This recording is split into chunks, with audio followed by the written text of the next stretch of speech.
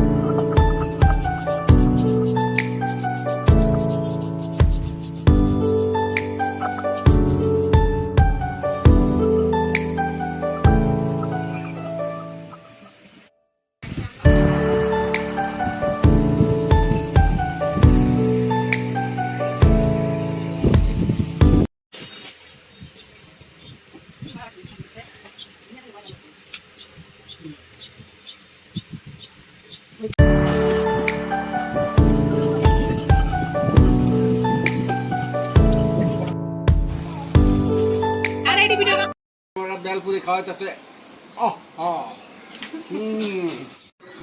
আসসালামু আলাইকুম, welcome to my new video. আমি জুথি, আশা করছি সবাই ভালো আছেন। আমরা আল্লাহর রহমতে ভালো আছি। তো আজকে রান্না করব মাটির চুলায় সরিষা ইলিশ। তো আমি হাঁড়ি বসিয়ে দিয়েছি চুলায়। তো আমার হাঁড়িটা গরম হয়ে গিয়েছে। এখন আমি 2 কাপ পরিমাণ তেল দিয়ে দিচ্ছি। সরিষা ইলিশ যেহেতু রান্না করছি, তো সরিষার তেল দিলেই ভালো হয়। তো আমি সরিষার তেল দিয়ে রান্না করে নিব। তো তেলটা ভালো করে গরম হতে হবে, তা না হলে ফেনা ফেনা হয়ে যাবে। তো আমার তেল গরম হয়ে গিয়েছে। আমি এখন 2 কাপ পরিমাণ পেঁয়াজ বাটা দিয়ে দিয়েছি।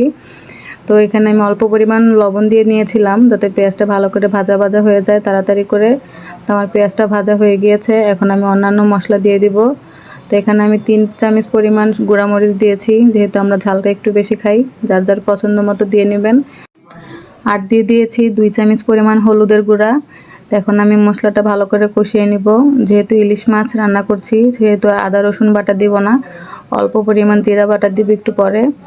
তো এই তো আমি মশলাটা ভালো করে ভেজে নিচ্ছিলাম। মশলাটাকে ভালোভাবে ভেজে নিতে হবে, তা না হলে মশলার কাঁচা গন্ধ থেকে যাবে। তো অল্প পরিমাণ পানি দিয়ে ভালো করে কষিয়ে নেব মশলাটাকে।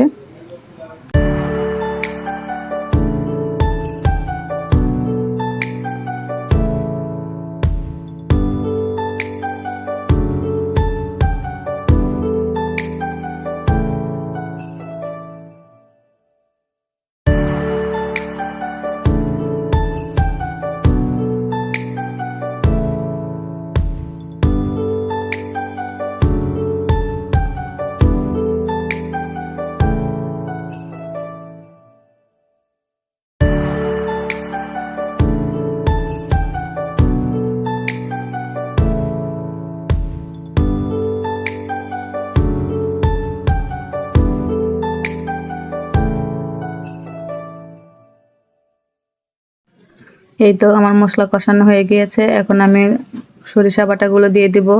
এগুলো দিয়ে ভালোভাবে কষিয়ে নিচ্ছিলাম। যতক্ষণ না পর্যন্ত তেল উঠবে ততক্ষণ পর্যন্ত কষাতে হবে। তো এখানে সর্ষেগুলো কষানো হয়ে গিয়েছে, দেখতেই পাচ্ছেন উপরে তেল ভেসে উঠেছে। তো এখন আমার শাশুড়ি পানি দিয়ে দিচ্ছিল। তো এই পানিগুলো দিয়ে মাছগুলো সিদ্ধ করা হবে, তো সেই পরিমাণ পানি দিতে হবে। তো এখানে দিয়ে দিচ্ছিল কাঁচামরিচ আর হচ্ছে জিরে বাটা। তো সব মশলাগুলো দেওয়া হয়ে গিয়েছে। এখন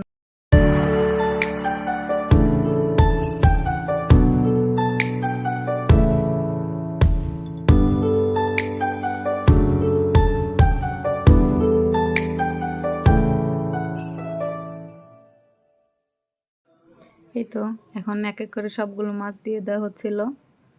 যেহেতু আমরা 10 জন সদস্য, তো সবার জন্য এক পিস করে দেওয়া হচ্ছিল মাছ।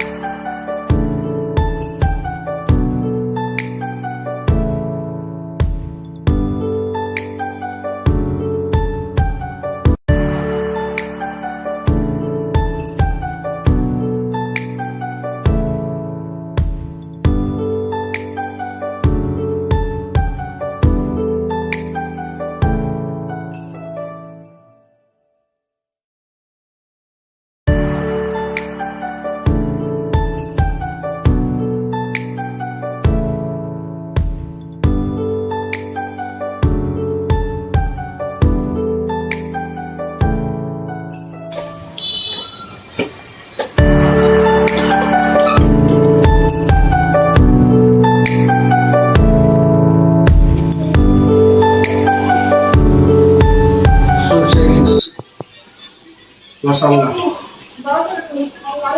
চেহারা তো ভালো হয়েছে।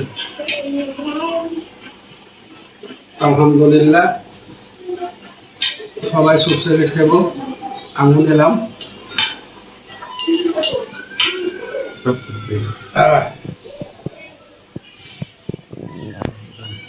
খেউত ভেঙে খাই। আলহামদুলিল্লাহ,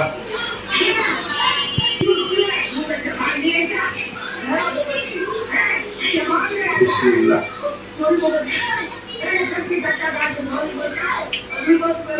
খুবই সুস্বাদু,